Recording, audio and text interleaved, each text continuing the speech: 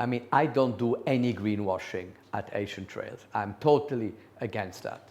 At Centara, I mean, there are enormous efforts to make sure that sustainability is not a buzzword. And what we see, it is no longer just a marketing message. It is fully embedded in what we actually do at EXO.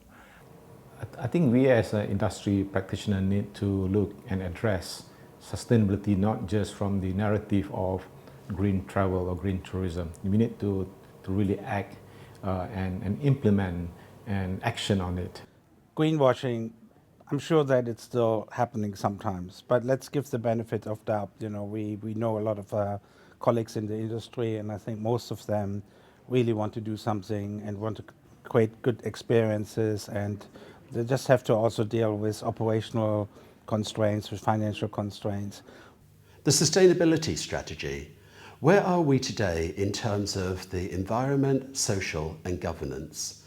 Is Thailand's tourism and hospitality industry on track for a sustainable future? Let's find out.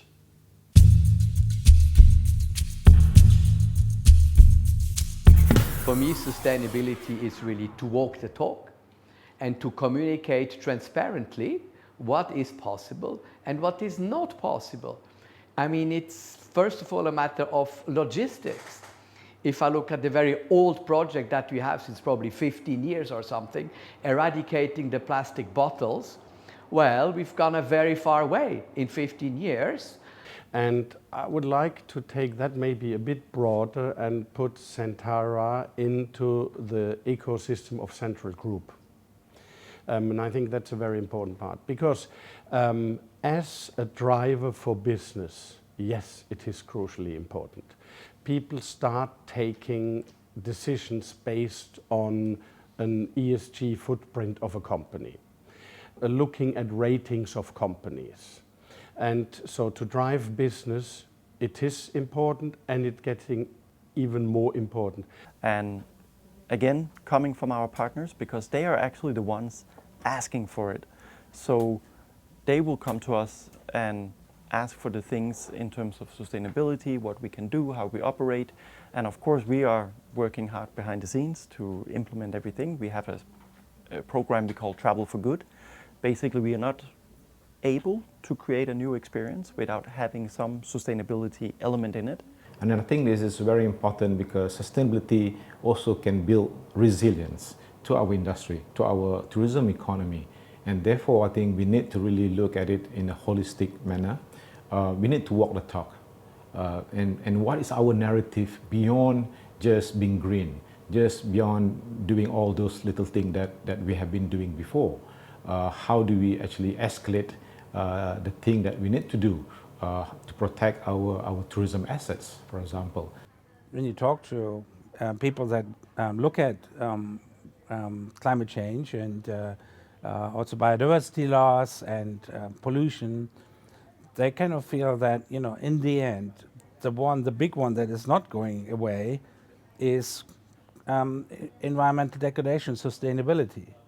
One thing that won't change is the geophysics of the planet. So if we don't look at environmental and social sustainability, we actually will definitely have a problem. But are we perfect yet? No. And I think that's what sustainability is also very much about. It's not about perfection, it's about getting better. It's a journey, it's not a destination.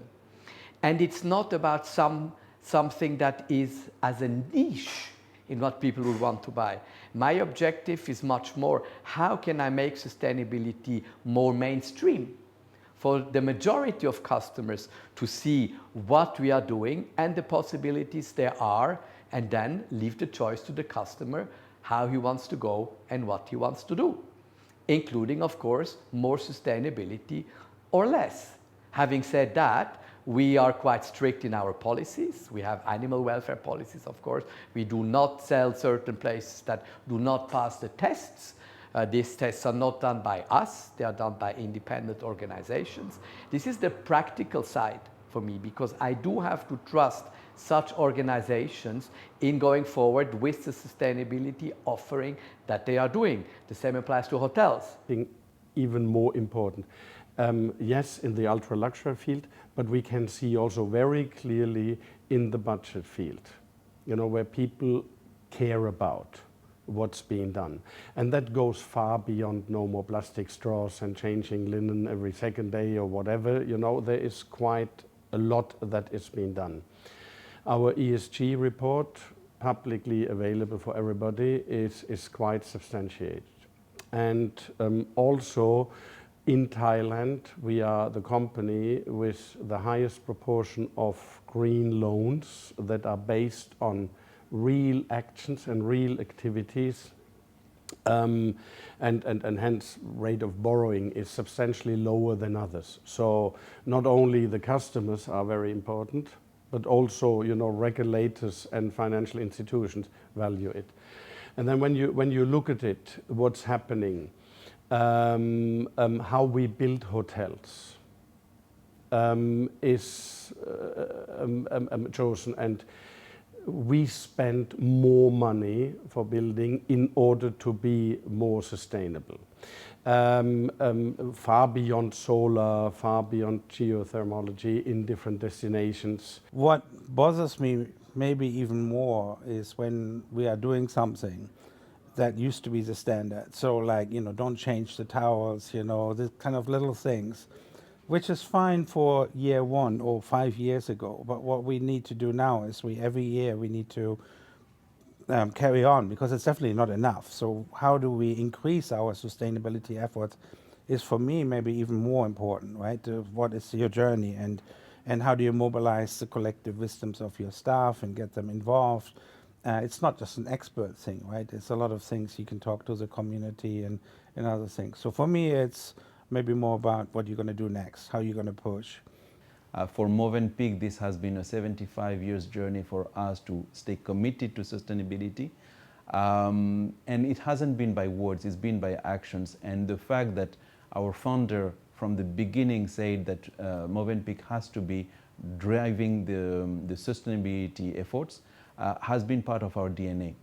Now, with regards to Thailand overall, and I will split that between the need from the companies to really drive the ESG initiatives, and there are more and more companies driving that, and to that extent I feel that sustainability is addressing some of those needs in building the customer towards a more sustainable business. So that's the corporate side, the meeting side, the industrial portion.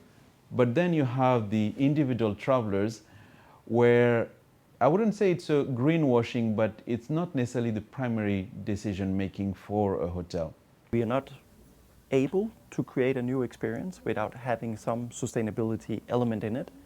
So if we go through the process and it comes to the end and we look through and we look back, oh, but there's no sustainability in any sense, then sorry, we cannot create this product. So that way we ensure whatever product we offer, it always has some certain part of element of sustainability in it. It can be meeting with local communities, it can be it's carbon neutral when it comes to the transport options. So all these things we do. And most importantly, the agents are asking for it. Of course. And as far as tours, excursions and so on are concerned, I think it's really important to transparently communicate to, for us, the agents, because we are only B2B, and then from them on towards them in saying, if you buy this and this tour, this is the carbon emission that it's going to have. If you want another tour, like using public transport, for example, in Bangkok, instead of using a private car, we have it. It's much more sustainable, and this is the effect that it's going to have. So I think this is really very much, for me, at Asian Trails, what sustainability is about, to walk the talk. So it's not just one way we are trying to push it to the market, but actually the right partners is pushing for it. And then when we talked before about quality versus quantity, this is where I think EXO has an edge, because those partners who's actually embedding and trying to look for quality are also the ones that will become the right partners for EXO, because we are doing the same things. And when we work on that together, yes, it's not affordable, It's not cheap to do sustainability if you do it right. It normally comes with a little premium, so it costs a bit more. But in the long run, it's the right thing to do. So it gives us stronger partnerships with the agents that we decide to work with or decide to work with EXO. So for us, the value of the sustainability is not just a thing we do in the moment. We do it for the long run because we believe it's the right thing to do. In Asia Pacific, definitely there's a lot of effort being put into sustainability, into tourism, a lot of works, a lot of things that we've seen happening around the region. But I think the big question is that how do we actually escalate and do even better than that?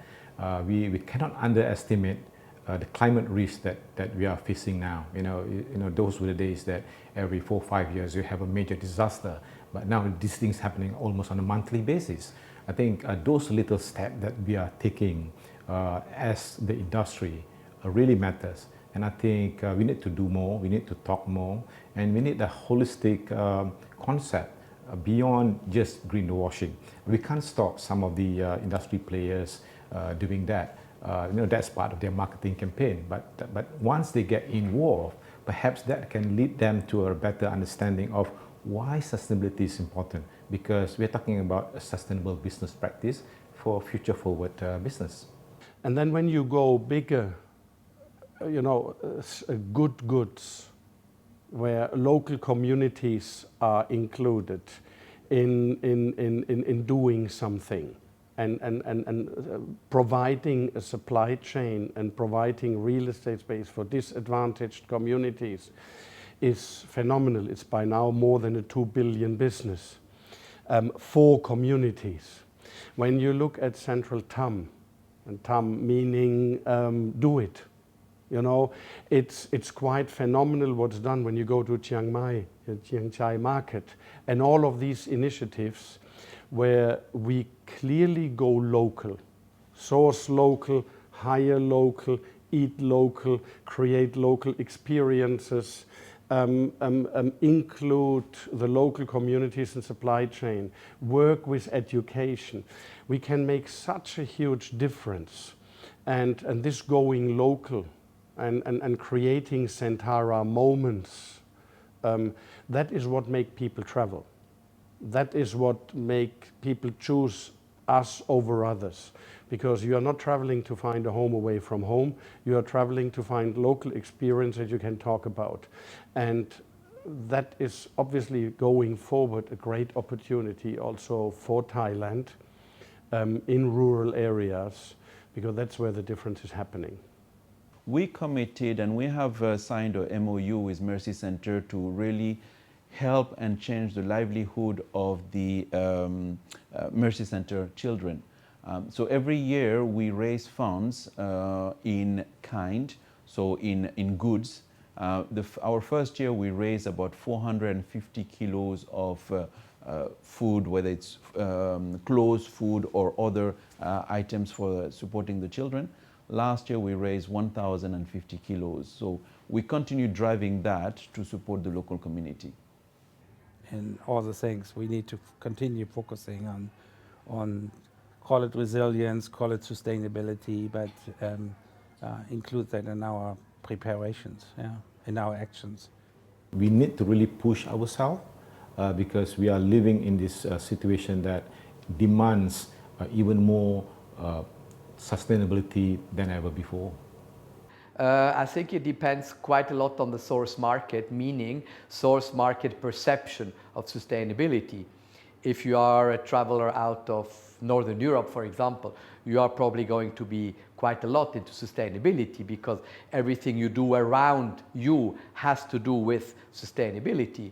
Now, such a customer is going to have a different expectation than a customer from India, for example, where maybe they have not yet gone through what the North European countries have gone through.